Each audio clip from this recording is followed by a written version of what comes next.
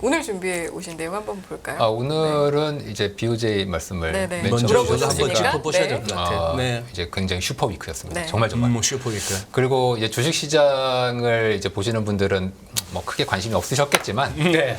어떻게 보면은 좀 중장기적으로 아주 최근 한 1년 새 가장 중요한 한 주가 아니었나. 그렇죠. 예, 그렇게 봅니다. ECB와 ECB와 연준은 일종의 피봇을 예고를 했다고 봐야 되겠고요. ECB와 연준은 피벗을 예고했고, 예. 반면에 BOJ 네. 일본은 기존의 정책을 갈아엎으면서 갈아엎었다. 피벗 기존에. 정도가 피벗보다 더 큰 개념? 뭐 피봇이라면 피봇이죠. 예, 피봇이라고 네, 봐야 되겠습니다. 네. 그러니까 BOJ는 10년물 국채 금리를 일본 국채죠. 네. 이제 0.5%에서 상단을 만들고 있었는데 말로는 이거를 넘어도 용인하겠다가 공식적인 말이고요. 네. 다만 전반적으로 기자회견을 통해서 유추해 보면 대략 상단을 1%까지는 좀 열어두려고 하는 게 아닌가라고 사실 어저께 미국 시장에서 이미 이 얘기가 돌았어요. 니케이에서 먼저 단독 보도를 이제 했었고 사실 네. 그 전부터 이제 얘기는 좀 있었습니다. 그게 예. 니케이 보도가 나온 게 일본 시간으로 일본 동경이나 우리는 같은 시간인데 새벽 2시예요. 예, 미국 시간으로 장중이었기 때문에 그러니까 새벽 2시에 잠들 안 자고 뭐 하는 거예요, 니케이가? 니케이는 이제 특종을 잡았고 근데 사실은 이 뉴스가 그 전부터 좀 있었습니다. 있었어요? 있었어요. 원래 한 거의 한 15일 한 달 정도 전부터 예. 이와 관련된 얘기가 끊임없이 좀 나왔는데 그때 저도 좀 긴가민가 했습니다. 왜냐하면 굉장히 BOJ의 뭐 출처가 정확한 것도 아니었고 그리고 저는 이제 늘 정치적으로 접근하지 않습니까? 정치적으로 이제 기시다 총리의 성향이 뭐 보통 정책 당국자들이 좀 그런데 이게 흘려요. 예. 예, 흘렸다가 반응이 안 좋잖아? 예. 그러면 그 사실 무근이고 회수해요? 예, 아니라고 오보다 저 기자가 잘못했다 이렇게 하고서 넘어가면 되고 근데 조용해 큰 반응이 없어 그러면 그대로 가요. 그대로가. 이게 정책 당국자들이 많이 쓰는 방법인데 예. 이 기시다 총리가 이쪽에 있어서는 아주 탁월한 총리거든요.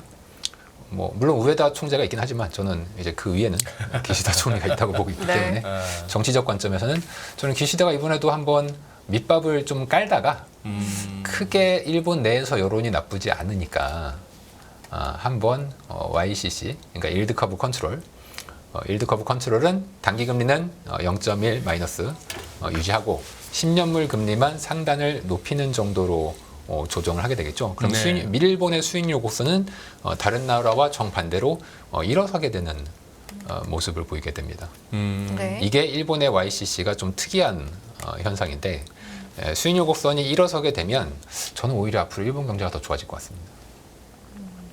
어떤 수익률 곡선이 일어선다는 얘기가 일어서면은 정상화되면은 정상화되면은 수익률 곡선이 누워 있을수록 네. 금융기관은 망해갑니다. 그렇죠. 수익률 곡선이 일어서면 일어설수록 네. 금융기관은 점점 돈을 벌게 됩니다. 이게 만약에 선순환이 잘 이루어지면 네. 금융기관들이 자본 여력이 충분해지면 레버리지를 통해서 대출 여력이 생기죠. 네. 예. 물론 대출을 받겠다는 사람이 받아야겠죠. 다만 은행 입장에서는 준비가 되는 겁니다. 네. 네. 그럼 일본의 금융기관들이 뭐 보험사, 은행 포함해서 현재 일어서 있는 수익률 곡선을 잘 이용해서 가뜩이나 최근에 부흥하고 있는 일본 경제를 조금 더 부흥시킬 가능성이 있는 거죠. 저는 사실 이번에 BOJ가 정책을 한 10월 넘어서야 한번 바꾸지 않겠나라고 생각을 했는데 좀 네. 빨리 바꿔요. 예. 근데 10월 넘어서 바꾸든 이번에 안 바꾸든 저는 N은 좀 처음에는 좀 부정적이었다가 강해질 수도 있겠다라고 좀 최근에 생각을 바꿨습니다.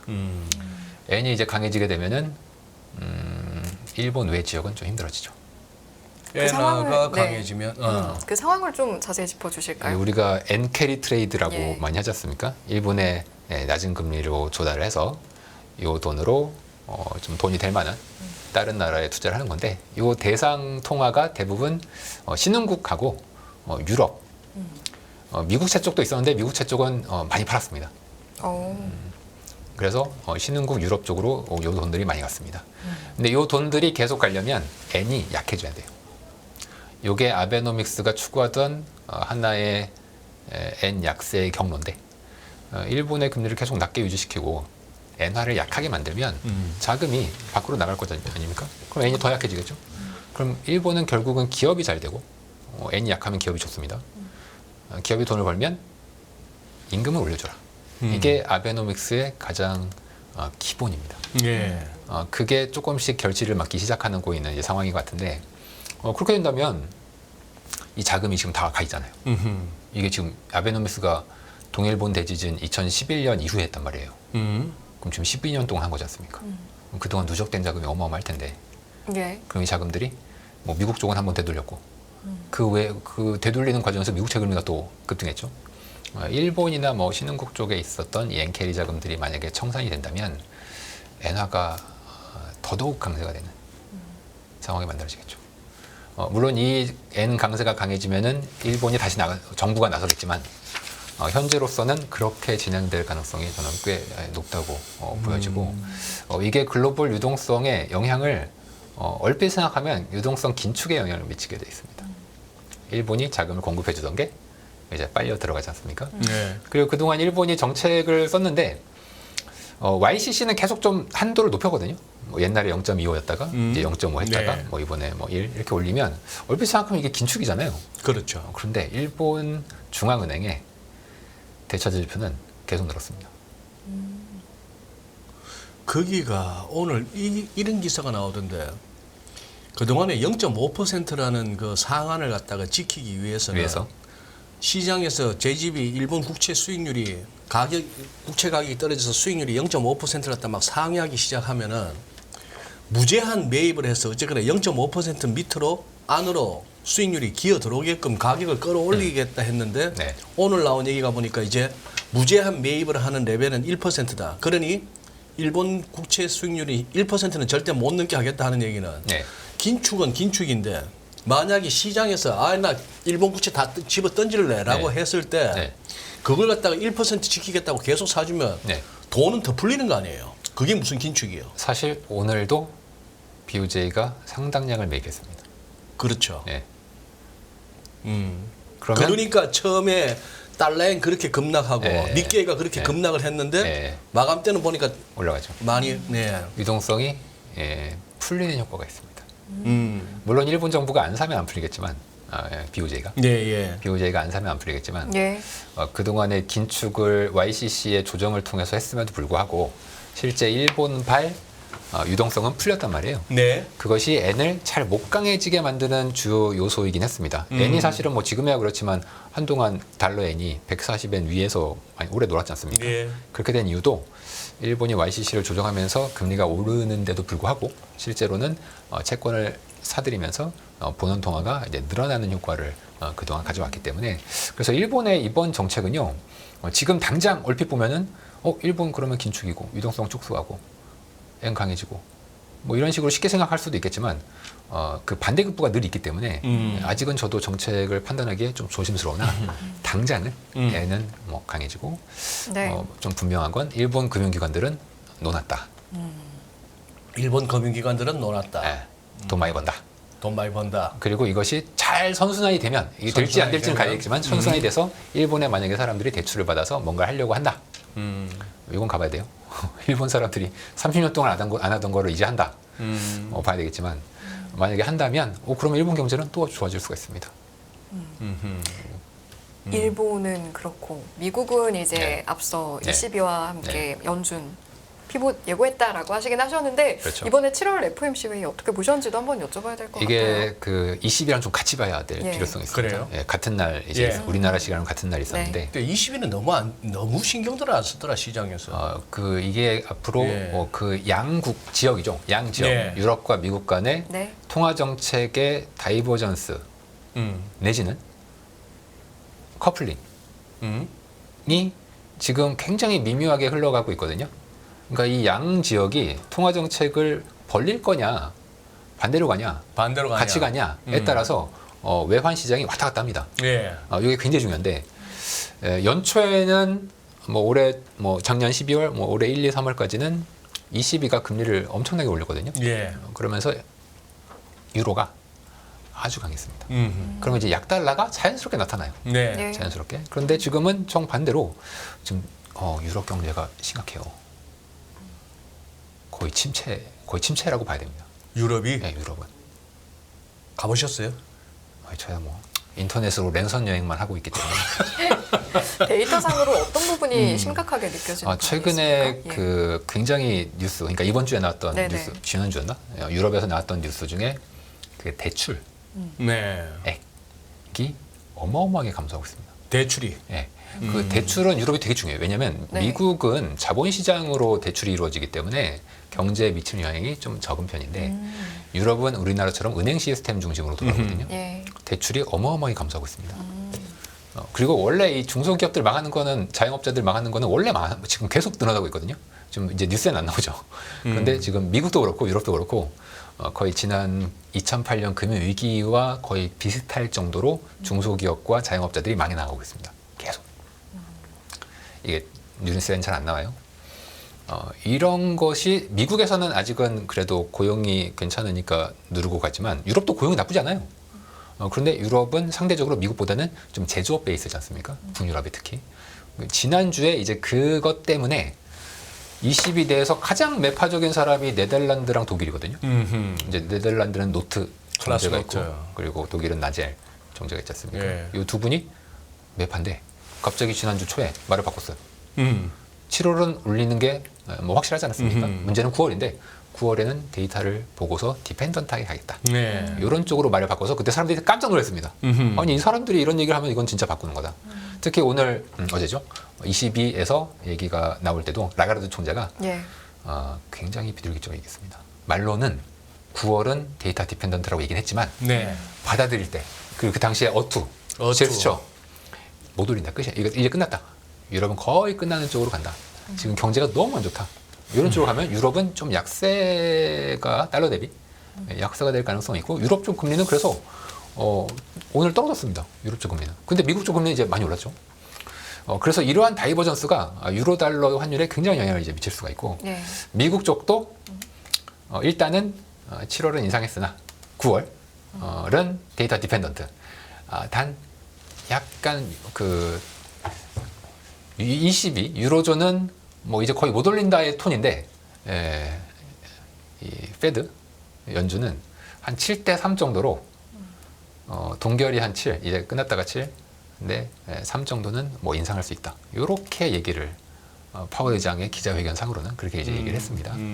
그래서 뭐 저는 9월 달은 좀 가봐야 되는데 전 리스크가 분명히 다음 달에 있을 것 같습니다.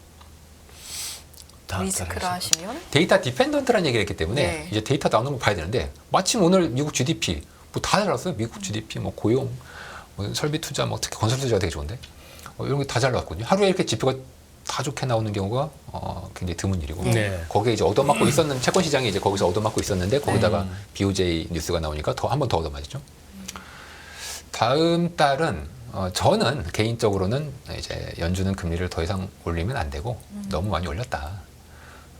심지어 연내 인하도 할 수 있다라고 보는 입장이에요. 저는 입장인데 다음 8월에 지표가 데이터 디펜던트라니까 지표를 봐야 되는데 오늘 지표 잘 나왔어요.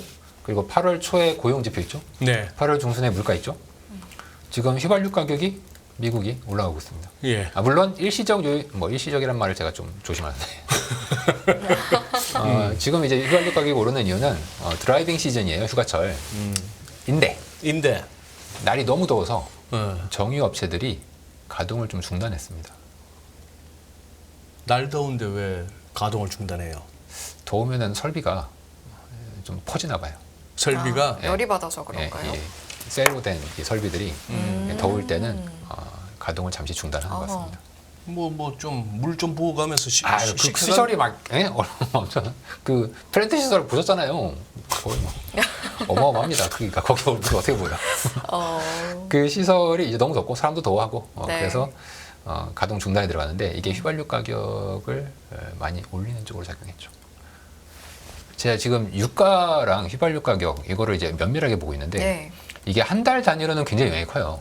네. 중장기적으로 저는 유가는 안정되는 쪽으로 보고는 있지만 최근에 방금 휘발유 말씀드렸죠. 그리고 최근에 유가가 10불 가까이 뛰었지 않습니까? 저점에서. 네. 그게 굉장히 중요한 여러 가지 이슈가 있습니다. 뭐예요? 러시아 혹시 이게 뭐 다뤄졌는지 모르겠는데 러시아 감산 얘기가 혹시 다뤄졌나요?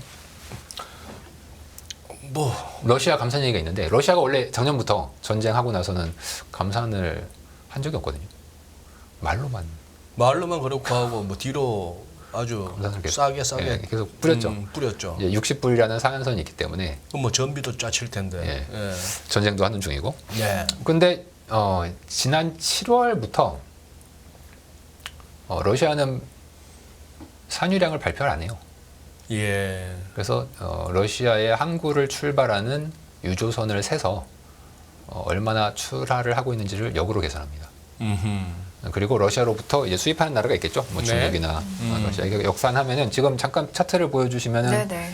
차트상 이제 서부 항구 쪽에서 해상 원유의 러시아 수출량들을 보시면 원래 계속 증가세를 보이고 있다가 7월에 들어서부터는 막대기가 조금씩 감소하고 있습니다. 그러네요. 이게 왜 그러냐는 겁니다.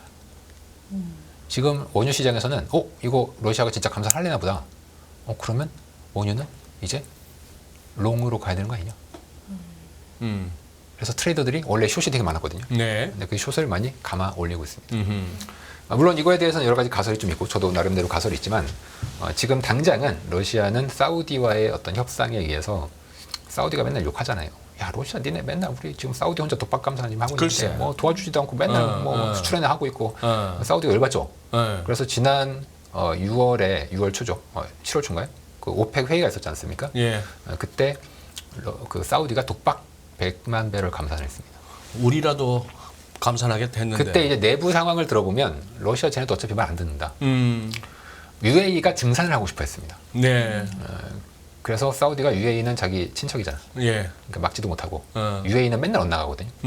그래서 아프리카 국가들 대표적으로 이제 나이지리아랑 안골라한테 감산 좀 해라. 근데 왜 우리한테 난리야? 이러면서 아프리카 국가들이 화가 났어. 그러니까 사우디가 얘네들 이거 이러다가 찢어지겠네. 이러면서 이 증산을 감산을 사우디 혼자 했습니다. 그래서 그땐 저는 발도 지금 사우디가 좀 쫄리나 보다 이런 생각을 했는데 최근에 러시아가 그때 아마 사우디가 러시아한테 뭐라고 했을 거예요. 그래서 제가 푸틴이라면 제가 푸틴이랑 빙의해서 잠깐 이거 사우디 말을 좀 들어주기도 해야 되고 그러려면 유가는 좀 올려줘야 되고 근데 나는 돈은 계속 벌고 싶고 그럼 방법이 뭘까? 첫 번째는 서방 데이터를 좀 속이는 겁니다. 어떻게 속일 수 있냐면 지금 이 가설이에요. 가설. 그렇다는 게 아니라 가설인데 일부 데이터에 의하면 러시아가 9월 달 정도까지 정제 시설에 러시아 내 정제 시설 예. 정제 시설에 대해서 보조금을 지급을 하고 그 이후에는 보조금 지급이 끊깁니다. 그래서 러시아 내의 정제소들이 보조금 끊기기 전에 우리 생산을 많이 하자.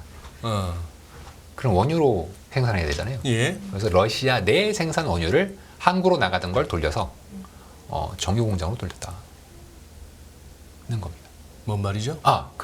지금 원유 생산량이 원유의 항구 출하량이 줄었지 않습니까? 원래는 항구로 출항을 해서 수출하는데 그 물량을 자국 내에 정유소한테 뿌린 겁니다. 정유소에다가? 네. 그러면은 출하량은 적어 보이죠. 항구로 출발을 안 하니까. 네.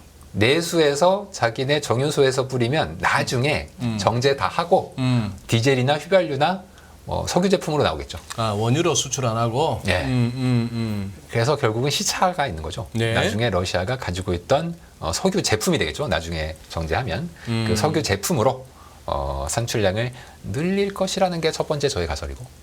가설인 거죠. 네, 저의 가설입니다. 네. 그러니까 이게 시차가 있어. 가능성에 대한 부분. 지금 당장은 유가가 오르겠죠. 네네네. 나중에는 석유 제품 중심으로 떨어질 거고. 두 번째는 지금 여기 나오는 이 항구에서 출발한 유조선들은 대부분 이제 그리스나 그 서방 선사들의 물량들입니다. 근데 최근에 이제 러시아가 단독적으로 자기네 국적의 러시아 유조선을 돌리고 있다는 얘기들이 좀 있거든요. 네. 근데 얘네들은 이 통계가 잘 안 잡혀요. 자체 플릿을 돌리는 거니까. 네. 그런 것 때문에 쪼궈져 보이는 거다. 그럼 푸틴 입장에서는 이거 사우디도 좀 만족시키고 감산하는 것처럼 티도 좀 내고 유가는 좀 오르면 자기 수입도 올라가고 이런 일석삼조가 되지 않습니까? 물론 나중에 다시 떨어지겠지만 그러한 효과를 지금 노리는 것 같습니다. 이게 7월 물가, 즉 8월 달에 발표되는 미국의 7월 물가의 헤드라인은 높아지죠. 그렇죠. 헤드라인이. 그러면은 이거 연준이 데이터 디펜던트라고 했는데 와 이거 고용 뭐 고만고만 잘 나오고 유가 오르네. 물론 저는 그럼 안 된다고 보는 입장입니다. 지금 미국 경제는 뭐 천천히 완화되고 있는 식는 금리가 너무 높은 상황이라고 저는 보는데 리스크가 8월 달에 좀 생길 가능성이 좀 있어 보입니다. 지금 우리 채팅창에 시청자분들 이렇게 올리시는 글들을 보면은 네. 일단은 이제 거기에 대해서 반론을 제기하시는 거예요. 반론이라기보다 함도 잘 수긍이 안 간다. 네. 우선 유럽이 경기 침체가 네. 심각하다라고 심각합니다. 하는데 어제 같은 경우에 ECB 금리도 올리고 했는데도 유로스톡스는 사상 최고치를 경신해 버렸어요. 네. 유럽 증시가 좋아요. 네. 뭐 이런 상황이니까 뭐 하기야 뭐 경기하고 벌써 웃으시면 안 되지. 죄송합니다. 경기하고 뭐 주가하고 뭔 상관이냐 싶기도 하고. 그거를 제가 설명드리겠습니다. 왜 경기와 주가가 이렇게 같이 안 가냐? 그러니까요. 알려주세요. 예를 들어서 미국도 보면 뭐 7개 종목이 다 끌고 가고 있지 않습니까? 한국도 그러죠. 몇 개 종목들이 끌고 가고 있죠. 주도하는 것들이 있죠. 유럽도 몇 개 종목들이 끌고 가고 있을 겁니다. 자, 그럼 이제 왜 그럼 다른 종목들을 빼고 한번 생각해 보세요. 이제 미국은 뭐 그 7개 종목 빼고 다른 S&P는 이제 횡보하거나 오히려 하락을 했겠죠. 네. 그러면 왜 이런 현상이 벌어지냐? 잘 생각해 보십시오. 돈이 많아. 그 돈은 정부가 뿌린 돈이죠. 정부가 돈을 뿌렸어요. 처음엔 이 돈들은 빈곤층에게 갑니다. 네. 그럼 이 빈곤층들은 그 돈을 가지고서 뭘 하죠? 써야죠. 소비를 씁니다. 하겠죠? 소비를 합니다. 네. 그럼 그 소비한 돈은 어디로 가죠? 기업으로 가죠. 기업으로 갑니다. 자, 기업은 그 돈을 가지고 내부에 유보하거나 자사적 매입하거나. 주주들에게 투자하거나. 뿌리죠. 자사주 매입 포함해서 주주들에게 환원하고 뭐 투자도 뭐 일부 하겠죠. 근데 투자는 주로 뭔가가 될 거에 투자를 할 텐데 지금 될 게 뭐가 있나요? AI, 될 거? 뭐 전기차, 뭐 이런 거밖에 없잖아요. 배터리? 배터리. 자, 그러면은 그쪽 주식이 당연히 좋겠죠. 네. 네. 자, 그리고 주주들은 그 돈 어떻게든지 받았지 않습니까? 주주들은? 그럼 주주들은 그 돈 가지고 뭐 하죠? 투자. 또 주식 사야겠는데? 이 주주들은 대부분 돈이 원래 많은 사람들입니다. 그러니까 정부가 돈을 뿌렸을 땐 처음엔 가난한 사람들이 갔지만 물이 낮은 곳으로 흐르듯이 돈도 늘 부자들에게 이렇게 흘러가게 돼 있습니다. 네. 가난한 사람들이 돈을 써서 인플레가 왔죠. 하지만 그분들이 돈을 다 썼으니까 이제 인플레 압력은 줄어들겠죠. 그런데 그 돈, 즉 정부의 부채예요. 지금 민간이 가지고 있는 돈은 정부의 부채는 그대로예요. 지금 오히려 약간 늘었어요. 즉 민간이 가지고 있는 엄청난 저축을 누가 갖고 있냐, 이게 훨씬 중요합니다. 부자들 아니에요? 즉 부자가 돈을 갖고 있으면 우리나라도 무슨 초과 저축이 100조가 넘는다면서요. 자, 그 돈을 누가 갖고 있느냐가 중요합니다. 나는 100만 원도 초과 저축 안 되는데 지금. 전부 마누라 가난한 사람. 탈탈 다 털리는데 매달. 가난한 사람들, 네. 이런 분들은 돈이 조금만 있으면 이런 밥을 사 분들이라니요. 먹어. 지금 손이 지금 어디로 손을 어쩌더라고, 이런 분들이라니요. 손이 지금 어디로 와 있어요 지금? 아니 물론 하시겠어요? 죄송합니다. 지갑에 뭐 현금 남아 있을 겨를이 없어요. 그런데 네. 다시 돌아갈게요. 근데 네. 그 돈 뭐 이제 잠깐 가족분들이 갖고 계신 거 아닙니까? 그쪽 사모님께서 가지고 우리 계시겠죠? 가계 저축으로 보겠습니다. 아, 가계 저축. 예, 개인 네, 저축 네. 말고 가계 저축으로 보겠습니다. 가계 저축으로 봐서 초과 저축이 있으신 분들과 없으신 분들이 있을 텐데 정부가 돈을 뿌릴 때 뭐 우리나라도 뿌리긴 했지만 미국에 비하면 아무것도 아니고 미국에서 그렇게 많은 초과 저축이 돈이 있다고 해도 그 돈이 처음에는 가난한 분들이 차를 사고 전기차를 사고 아이패드를 사고 맥북을 사고 상품을 샀겠죠. 자, 그럼 그 돈들은 전부 부자에게 지금 다 흘러갔을 겁니다. 그럼 그 부자들은 이미 충분히 밥 먹고 있고 잘 먹고 잘 입고 있는데 돈을 더 벌고 싶어 하는 욕구는 강하고 요분들은 저축을 잘 안 써요. 소비를 안 해. 이미 소비를 충분히 하고 있어. 네. 그럼 요분들은 그 돈을 자본시장에 넣게 돼 있습니다. 그 자본시장이라는 건 결국 주식, 채권, 부동산인데 그렇겠죠. 미국에서 레지덴셜 주택, 그러니까 상업용 말고 레지덴셜 쪽은 되게 좋은 이유가 다 현금으로 사지 않습니까? 부채, 모기지 해봐야 네. 금리가 네. 높으니까. 그래서 주택 가격이 꽤 견조하고 또 주식도 자 사는데 자 여기서 잘 보세요. 자 주식을 사. 네. 자 근데 주식을 종목을 다 봤는데 이거 별로 성장 없는 애들을 지우고 하니까 딱 7개가 남아. 성장 없는 네. 애들 지우고 나니까. 네, 7개가 한국도 똑같아요. 한국도 그 100조의 그 추가졌죠. 네. 자, 성장 없는 애들 다 지워. 예. 다 지우면 사례가 딱 몇 개밖에 없습니다. 그러니까 이 어마어마한 자금은 많은데 정부가 뿌린 이 돈들이 이 작은 포커스 돼서 마치 돋보기가 태양열을 모으듯이 포커스 되면은 그 가운데는 불이 나겠죠. 그래서 작은 종목들, 작은 종목이 아니라 적은 수의 종목들만 대량으로 가격이 폭발적으로 오를 수밖에 없는 겁니다. 집중될 수밖에 없다. 집중될 수밖에 없어요. 그리고 이 돈들은 앞으로 채권으로도 들어올 건데 단 연준이 금리를 계속 올리면 아직은 안 들어오고 금리를 이제 대충 올렸다. 앞으로는 혹시라도 인하할 수 있다. 이러면 그 돈들이 상당히 많은 수가 또 채권으로 들어올 수 있습니다. 이런 식으로 돈이 흘러갑니다. 그래서 경제랑 반대죠. 왜냐면 아까 그 가난한 사람들 돈 다 썼잖아요. 그러면 경제 성장률이 안 좋겠죠. 소비도 안 좋겠죠. 그렇지만 부자들의 자본은 맞습니다. 그 자본들은 굉장히 소수 섹터에 집중이 되게 되고 그렇게 하면 경제를 예를 보면 헷갈리게 됩니다. 이 전체적인 흐름. 지금은 코로나라는 건 또 예전의 경제 모델로는 볼 수가 없는 네. 특이한 현상이기 때문에 이 코로나라는 상황을 우리가 체크해서 새로운 관점으로 좀 봐야 되거든요. 그런 면에서는 저축을 누가 하고 있냐? 그 돈을 어디다 쏠 거냐? 그 관점으로 좀 저는 봐야 된다고 생각합니다. 그래서 제가 주식을 계속 무지성 얘기를 이제 드리는 이유가 물론 인덱스 기준이에요. 결론에서 여쭤보려고 했는데 아직도 ING인 거예요? 예, 인덱스 기준이에요. 네. 인덱스 기준으로는 저는 뭐 섹터 전략도 있겠지만 좋게 봅니다. 좋게 본다. 좋게 봅니다. 지금까지는. 예. 네. 앞으로도 앞으로도? 당분간. 이쪽이 뭐 달리다가 엎어지면 그동안 못 갔던 애들을 그럼요. 땡겨줄 거고. 그걸 이제 키 맞추기라고 이제 하지 않습니까? 돈들이 이런 거예요. 그래서 내가 A라는 섹터를 좋게 봤어. 이제 이쪽으로 막 몰립니다. 왜냐면 네. 될 놈이 없으니까 딱 얘밖에. 근데 A가 갑자기 흔들려. 그러면 B로 가야죠. B로 가. 그럼 또 이제 B가 막 난리가 나는 겁니다. 대폭등.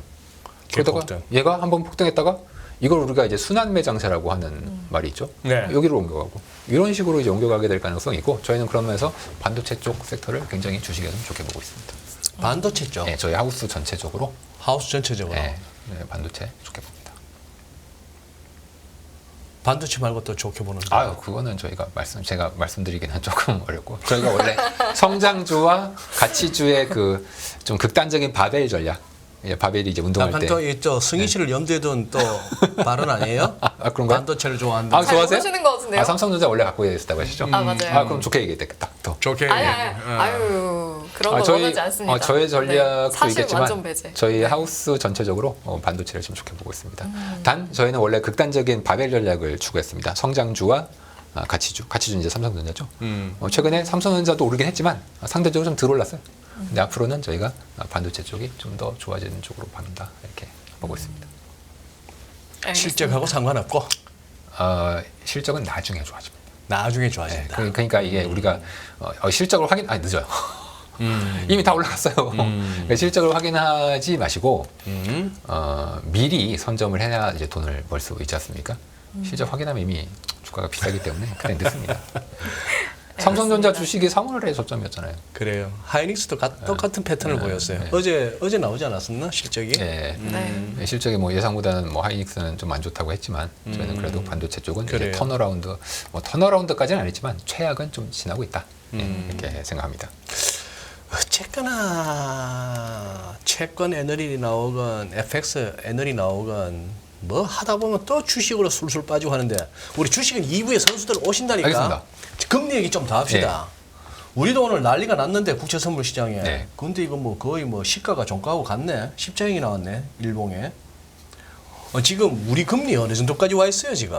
지금 이제 3.6에서 3.7 사이에 모든 만기가 다 모여 있습니다. 모든 만기가 오늘 아마 3.6을 약간 넘은 애들도 이제 있을 거고요. 우리가 지금 기준금리가 3.5인가요? 네. 그러니까 3.5 단기금리, 뭐 장기금리라고 해도 뭐 3.7 언저리 다 누워 있죠. 전부 누워 있죠. 미국은 이렇게 돼 있죠. 장기금리가 장기가 오히려 한참 밑에 기준금리보다 한참 밑에 있고 우리가 오히려 미국에 비하면 상당히 수익률 곡선이 정상적인 그나마 정상에 가까운. 정상에 가까운 서 있는 상황이라고 볼 수 있죠. 근데 현상이 오래되면은 그걸 당연한 걸로 여기는데 이 수익률 곡선이 누워버리는 거 단기보다 장기가 수익률이 낮고 금리가 낮고 미국이 특히 그렇죠. 미국이 특히 그리고 유럽도 그래요? 유럽도 그렇고 네. 무슨 마이너스 금리 나오고 네. 이런 거. 마이너스 금리는 아니죠. 일본은 지금 마이너스 금리 아니에요. 단기 금리는 이제 기준 금리는 마이너스입니다. 그 얘기는 그러면은 일본의 금융기관들 은행들이 BOJ 가서 돈 빌릴 때 마이너스 0.1%를 적용받는다는 거 맞습니까? 그렇죠. 오히려 예치를 해놓고 돈을 내죠. 응? 예치를 해놓고 돈을 내죠. 소장님이 은행에 예금을 했는데 은행에 돈을 냅니다. 마이너스 금리라는 게. 마이너스 금리라는 네. 게. 그렇지. 네. 근데 그런데도 예치하는 사람이 있죠. 있죠. 바보 아니에요? 아닙니다. 아니에요? 아닙니다. 이건 좀 어려운 얘기입니다. 그래도 해주셔야 할걸요? 우리를 무시하는데? 얘기해봐요. 그래도 해주셔야 할까요? 최대한 이해해볼게요. 얘기해 주셔. 이거를 제가 설명하기가 늘 좀 고민합니다. 이걸 어떻게 좀 쉽게 네. 설명을 할까. 저희 시청자분들 알아들으실 수 있어요. 알아들으실 수 있겠죠. 자, 저보다 더 똑똑하세요. 소장님이라고는 말씀드릴 수 없고 저보다는 똑똑하시다. 이건 제가 확실히 말씀드릴 수 있습니다. 네. 드럼통이 있습니다. 드럼통이. 네. 드럼통. 드럼통에 쥐가 있어. 쥐가 한 뭐 10마리가 있어요. 네. 근데 거기다가 제가 쥐약을 뿌렸어요. 쥐약을 뿌렸어요. 네. 자, 쥐들이 도망갈 수 있나요? 드럼통 안에서 있는 쥐들한테 쥐약을 뿌렸으면 쥐들은 그냥 죽어야죠. 죽어야죠. 마이너스 금리가 그거랑 유사합니다. 예? 마이너스 금리가 그거랑 유사해요. 그거랑 유사하다고요? 말씀하시면은 마이너스 금리는 왜 예치를 해? 그렇게 생각하시죠. 예. 바보 아니냐? 예. 이건 이제 마이너스 금리가 지금은 뭐 이슈는 아니지만 나중에 저는 또 온다고 생각하는데 네네. 자, 개인은 그렇게 할 수 있습니다. 자, 마이너스 금리가 있어요. 마이너스 금리, 은행 가니까 마이너스 금리래. 라고 내가 예치하면은 돈 내래. 자, 그러면 소장님 어떻게 하십니까? 안 넣어. 안 넣어. 자, 그럼 안 넣으면 어떡하죠? 뭐 다른 데에다가 좀 뭐 묶어놔야죠. 다른 데도 다 마이너스인데? 아, 다른 은행도 다 마이너스예요. 투자. 주식. 주식. 이 돈은 주식을 투자할 만한, 왜냐면은 늘 뭐 생활비도 써야 되고, 뭐 결제도, 카드값도 내야 되고, 그런 자금이야. 그러면 저기 집에 장롱에다 박아놔야지. 지폐. 지폐. 예. 로 빼서 장롱에 박죠. 예. 자, 만약에 어떤 은행이, 침대 매트리스 밑에 네, 그렇게 놓치죠. 자, 어떤 은행이 매트리스 자. 아래 있는 거 아니에요 지금 집에? 네. 마이너스가 싫으시니까 어떤 은행이 네. 1조의 현금을 갖고 있어요. 네. 은행이? 자, 이거를 일본이라고 쳐요. 중앙은행에 넣으면 0.1%를 내래. 글쎄. 그러면 은행은 싫죠. 그럼 소장님이 은행장이면 야, 이거 왜 넣어? 그냥 다 돈으로 지폐, 종이도로 환전해가지고 금고에 넣어놔. 금고에 넣어놔. 네, 이렇게 하겠다는 얘기지 않습니까? 그러니까. 그렇게 하면 돈이 거의 한 2% 듭니다. 비용이? 돈 찍어야죠. 은행에서 불출해와야죠. 세야죠. 세야죠. 네, 세야죠. 그 장갑차. 현금 수송 차량. 장갑차에 넣어야죠. 네. 돈 엄청 무거운 거 아시죠? 돈 무겁죠. 1조면은 이게 뭐 제가 양이 가늠이 안 됩니다. 그 1조면은 몇 트럭이 될 거예요. 5만 원짜리로 해도. 그럼 그 1조들 트럭에 담아야죠. 경찰차 붙여야죠. 이송해야죠. 두둑 맞으면 큰일 나니까 보험 들어야죠. 네. 세컴도. 세컴 다 해야죠. 그리고 저쪽 은행에 도착하면 그 도착하자마자 또 세야죠. 금고 열어서 또 넣어야죠. 자, 이거 여기까지 그래도 뭐 그래 좋아. 내가 할래. 어차피 나 0.1% 할래. 자, 문제는 어디서 발생하냐면 자, 이 은행에서 저 은행으로 그러니까 신한은행에서 국민은행으로 1,000억을 이체해야 돼. 왜냐면 이렇게 뭐 채권 거래를 했나 봐. 1,000억을. 그러면은 뭐 채권 오고 현금 가야죠. 자, 그럼 이 짓을 또 해. 그 짓을 또 해. 또 1,000억을 또 세. 태그리 가면서. 세가지고 그걸 또 세. 또 칸보이 붙여. 장갑차에다가. 이제 뭐 경찰 삐요삐요 가. 그거가 대충 비용이 대충 이제 세 보면 이제 그러니까 이 비용이라는 건 고정비라서 뭐 금액이 뭐 커지면은 좀 비중이 작겠죠. 하지만 돈이 이게 엄청 많이 들어요. 대략 1~2% 들어요. 1~2%. 예. 그래서 그 유럽에서 맨 처음에 마이너스 금리를 할 때도 대략 한 개가 마이너스 2%일 것이다라고 얘기가 나왔는데 네. 그 이유가 요 비용이 금고에다가 지폐 넣는 비용이 대략 2% 정도 들 거라고 해서 그렇게 얘기한 겁니다. 근데 유럽은요 고액권이 500유로예요. 500유로. 지금 이제 못 쓰게 하는 나라들이 몇 개 있는데 500유로짜리는 현금을. 근데 500유로짜리가 최고 높은 현금일 겁니다. 우리나라는 5만 원짜리잖아요. 돈 엄청 많이 들어요. 500유로인데도 그 정도 돈이 드는데 5만 원권이면 거기에 배가 들어요. 그래서 마이너스 금리 그렇게 못합니다. 그래요. 돌고 도망갈 돌아서? 때가 네. 드럼통에 가둬 놓고 아. 돈이라는 건 시스템 내에 있는 거죠. 여기서 시스템은 은행 시스템, 은행 결제 뭐 시스템. 중간에 조금 이렇게 또 3,000% 빠졌습니다만 네. 제가 예. 문 팀장한테 여쭙고 싶었던 거는 네. 그리고 또 한번 투정 부리고 싶었던 거는 상황이 자꾸 길어지면 이게 정상인 줄 아는데 네. 이런 수익률 그런다. 곡선이 막 누워 있고 뒤집어져 있고 마이너스 금리가 막 일상화되고 이런 것들이 너무 길어졌는데 네. 근데 이건 사실 아니잖아요. 이거는 뭐가 아니죠? 상식이 안 맞잖아요. 상식이 안 맞는다고요? 네, 아까 팀장님 말씀하신 거 보면 코로나 이후로 상식이 바뀌었어요라는 맥락이신 것 같기도 했는데 코로나가 아니라 어떤 말씀하실 거예요? 원래 옛날에도 그랬습니다. 어? 자, 그 소장님은 이제 상식이 아니라는 건 커브 역전된 게. 커브도 역전되고 금리라는 게 막 마이너스라고 가고 이거는 이런 마이너스는 뭐 지금 없어졌으니까 뭐 그거는 굳이 생각 안 하셔도 될 거예요. 일본 제외하면 일본 제외 거의 지금 마이너스 채권이 거의 없어요. 저 장단기 금리 역전 역전. 이거 글쎄 역전. 이거는 지금 아주 엄청나게 큰 이슈입니다. 미국에서도 이게 뭐 침체를 선행한다 뭐 이런 얘기가 있고, 그리고 과거에도 장단기 금리 차 역전은 매우 자주 있습니다. 자주 있었다. 네. 미국만 해도 최근 70년 동안 거의 10번 이상 있었어요. 네.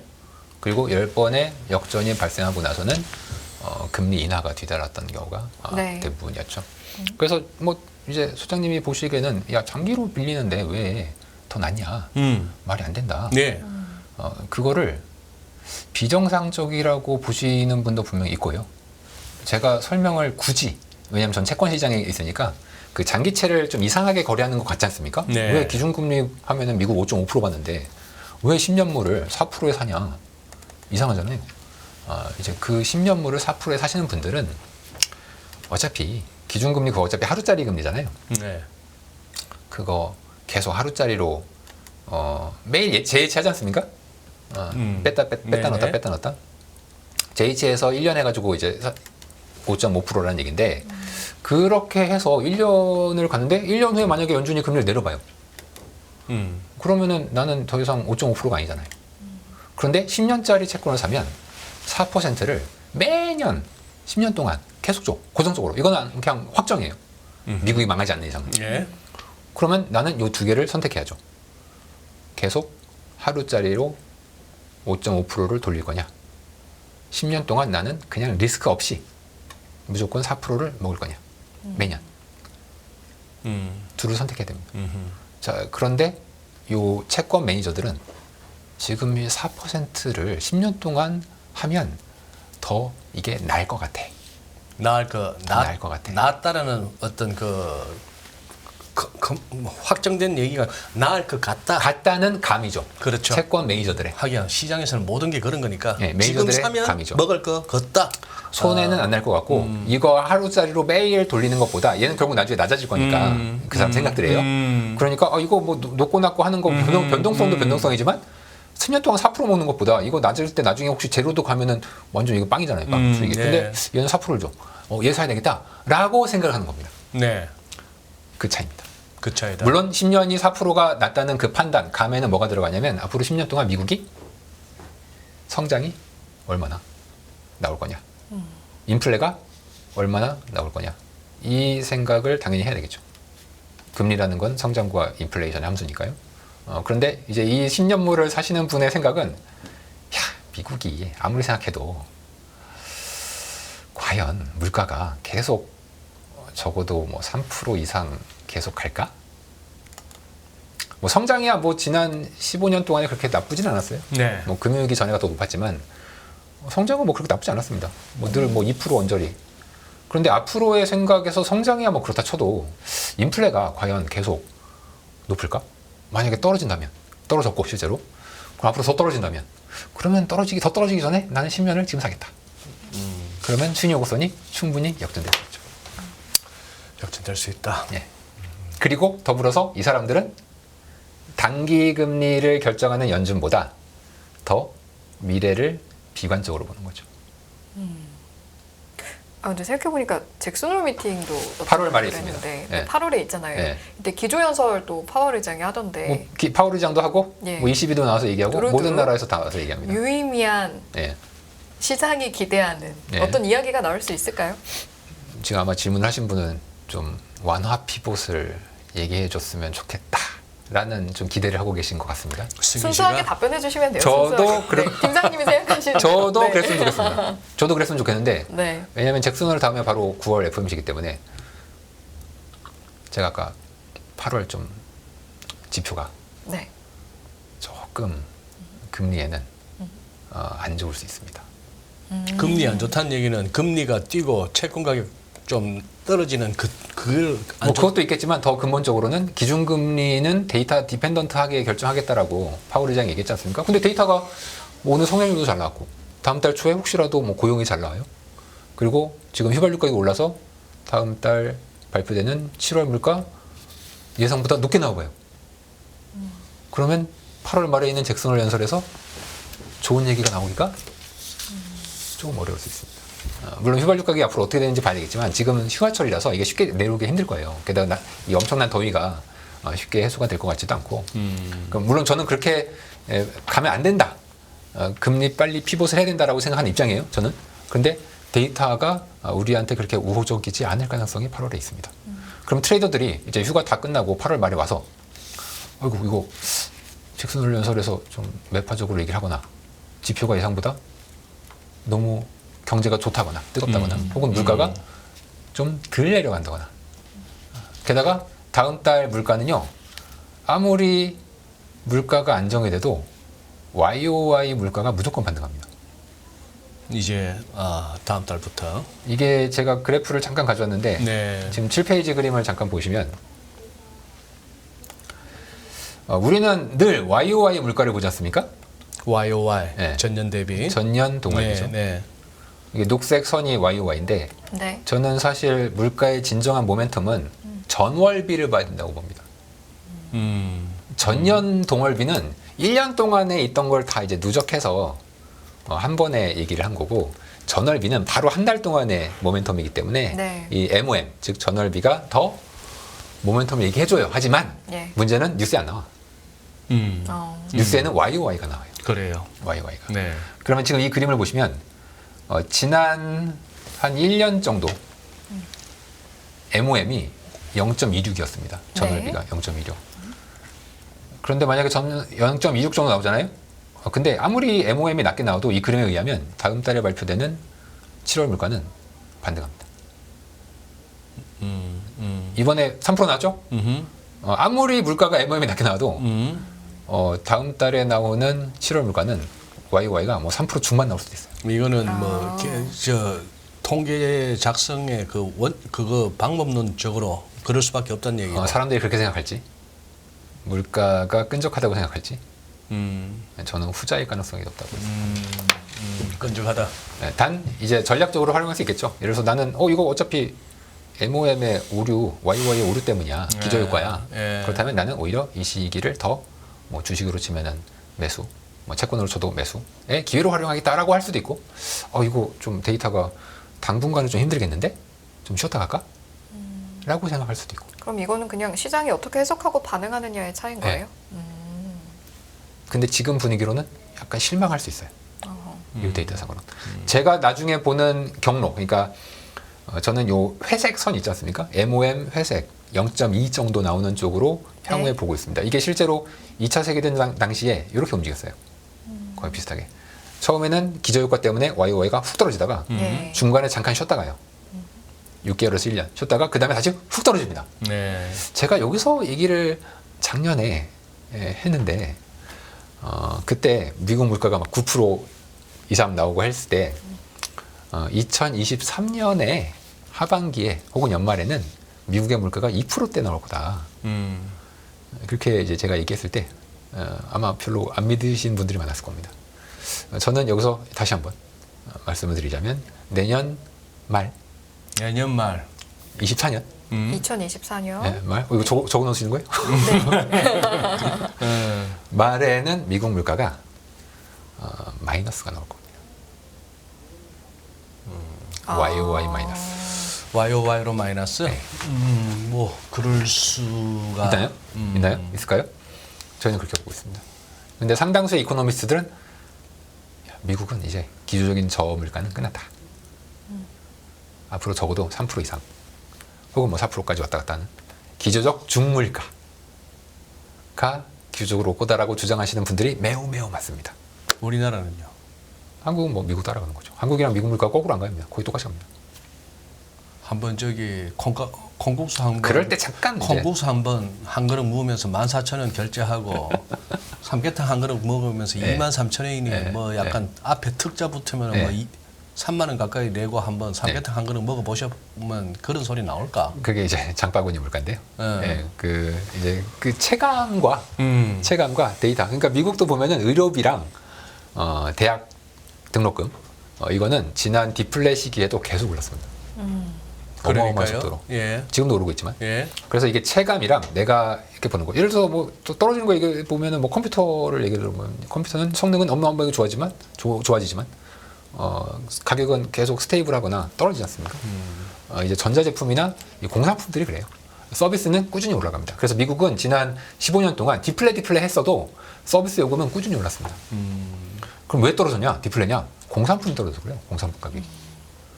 즉 우리가 이제 오른 것만 생각을 머릿속에 이제 심리적으로 그렇게 돼 있습니다. 지금 소장님도 공산품 떨어진 거 뭐 있어요?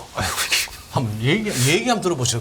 그 소장님 같은 경우에는 그 전자제품이나 이런 거 잘 이제 안 사시지 않습니까?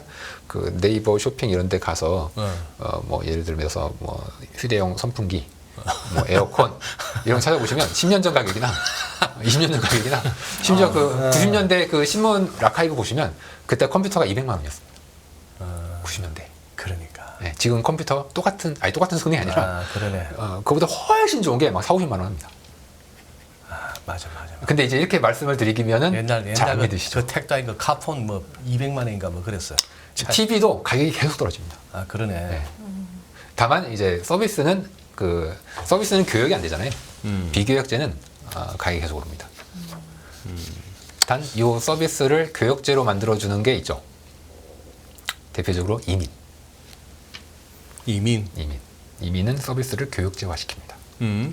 그래서 이민이 활성화되면 서비스 가격이 잘 안 올라요. 우리나라도 지금 어떻게 보면 코로나 이후로 외국인 근로자 수급에서 좀 힘들었죠. 힘들어졌죠. 그러다가 미국도 그렇고 뭐 유럽, 한국 다 들어오고 있지 않습니까? 이제 풀리고 있나요? 네, 그거 들어오고 있어요. 이제 미국도 이제 데이터가 나타나는데 네, 그게 저는 미국의 임금을 안정시킬 거라고 봅니다. 안정시킬 것이다. 근데 이거는 이제 중장기적으로 그렇다는 거고. 오케이. 아니 때가 때라서 그러나 내가 잔뜩 기도하고 왔던 우리 문 팀장이 예. 이렇게 네. 듣고 있다 보면 완전 막 미친 듯이 빵빵 터지는 아, 코멘트가 그런가요? 오늘 안 그런 거안 나왔는데 됩니다. 몇 가지 그러면 마무리 네. 차원에서 예. 이제는 뭐 헛소리하고 넘어가기가 뭐 한 게 다 남기도 남고 영상으로 남든 리포트로 남든 남는 다 데다가 박제돼 있습니다. 그죠, 다 박제되고 또 우리 시청자분들이 또 다 기억을 하셔요. 아까 어느 분이셨더라 지난번에 나오셔가지고는 2년물 국채 수익률이 전고점을 못 넘을 것이다 했는데 예. 최근의 분위기로 봐서는 예. 이건 약간 넘을 것 같은데 혹시 예. 뷰가 바뀐 거 있으세요? 저는 그대로 좀 유지를 하고 있습니다. 지금 2년물이 아직 4% 되지 않습니까? 전에 아마 5%를 잠깐 넘었을 겁니다. 네.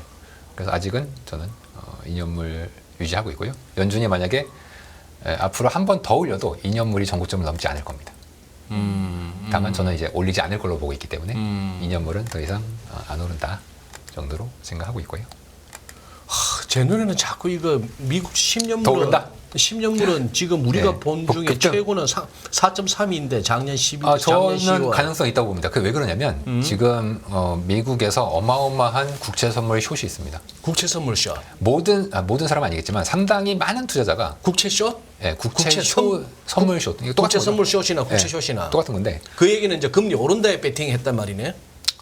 배팅이라고 보진 않고 저는 해지라고 봅니다. 해지다. 예. 지금 미국에서는 엄청난 금리 상승 리스크를 안고 계신 분들이 많죠. 금리가 오르면 좀 이렇게 좀 곤혹 쓰러질 사람들 입장에서는 국채 선물 숏으로 해지를 한다. 거의 유일한 해지 수단입니다. 네. 선물 숏은. 아, 예. 금리 상승을 막을 네, 수 있는 거. 네. 특히 MBS 매니저들은 이제 SVB가 MBS 때문에 망했잖아요. 그렇죠. 네. 근데 SVB보다 더 많은 평가손을 갖고 있는 은행들이 있어요. 그게 많아요. 근데 걔네들 입장에서는 이거 평가손을 어떻게 관리해요? 네네네. 근데 MBS는 그 특징이 있는데 금리가 오를 때 더 많이 터져요. 일반 채권보다. MBS 그 특징 때문에. 그러다 보니 채권을 금리가 오를 때마다 더 많이 숏을 해야 돼. 네, 그게 현재 미국채 선물 시장에서 엄청난 숏 배팅이 들어오고 얘네들은 뭐 지표가 잘 나오거나 연준이 뭐 약간 매파적으로 얘기하거나 그럼 무조건 숏 때려요. 무서우니까. 그 숏이 사상 최대로 선물 시장에서 쌓여 있습니다. 저는 그게 또 리스크가 변동성이 있을 수 있기 때문에 그래서 채권 매니저들은 채권 싸다고 생각해요. 금리 4% 좋아, 너무 좋아, 사고 싶어. 근데 그 두려움, 금리 상승을 두려워하시는 분들이 채권 숏을 엄청나게 선물 시장에 사고 있는 겁니다. 그리고 지금 우리 또 이렇게 또 기억하셨어요. 문 팀장. 지금 오늘 뭐 하나씩 점검해서 지금 십자가 박는 날인가요? 유튜브 방송의 묘미죠. 어쨌거나 지금 네. 우리 문 팀장 얼굴 한번 빨개지는 모습을 한번 보고 싶은데 부채 한도 미국의 부채 한도 협상 이후 시장 유동성이 많이 흡수된다는 뷰였는데 예. 그랬었죠. 그랬죠. 그렇게 그랬었죠. 얘기하다가 제가 이제 이 자리에서는 제가 말씀 못 드렸는데 제가 그때 좀 또 딴 데 가서 또 바꾸셨어. 죄송합니다. 딴 데 가서가 아니고 보고서를 통해서 제가 보고서를 통해서 또 뷰를 바꾸셨어. 뷰를 바꿨습니다. 왜 바꾸셨어요? 왜 바꿨냐면 네. 그게 좀 복잡해요. 복잡해요. 알려주세요. 복잡한데 네. 유동성을 MMF들이 들고 있습니다.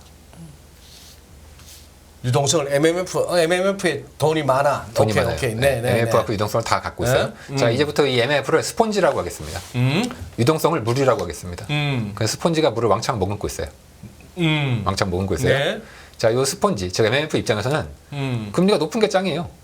그렇죠? 네. 네. 이 유동성도 얼마를 줬냐면 뭐 그때 당시로서는 이제 5% 넘게 줬어요. 그리고 MMF는 규제가 있기 때문에 네. 이 유동성 말고는 국채밖에 못 담아요. 짧은 국채. 근데 부채 한도 협상 끝나고 이 짧은 국채가 발행이 엄청 늘었습니다. 네. 그러면 MMF가 딱 보니까 MMF가 지금 유동성 지금 스폰지가 물을 머금고 있었어요. 딱딱 먹고 있어. 머금고 있어요. 근데 금리 보니까 이거 미국채 금리 꽤 괜찮은데?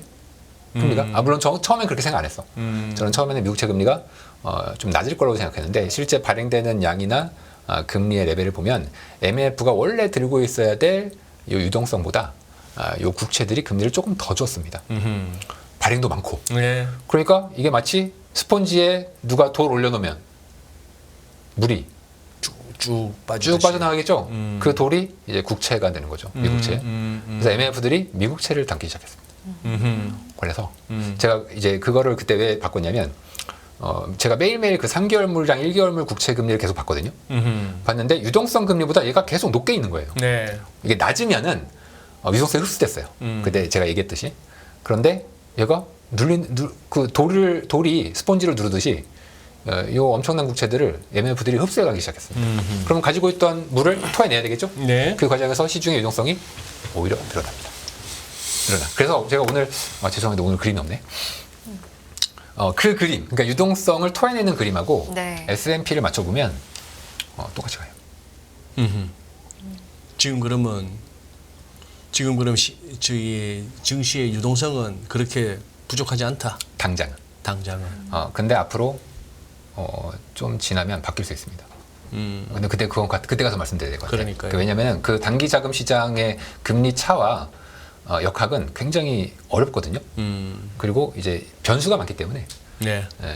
설명을 좀 드려야 되는데 지금 이 얘기까지 하면 안 될 것 같고 그러니까. 그쪽은 네, 제가 네. 나중에 변수가 예, 있으면 예. 또 나와서 그래요. 말씀드리겠습니다. 알겠습니다. 트레벨류님이 우리 같은 사람들 참 힘날 만한 말씀을 해주시네요. 네.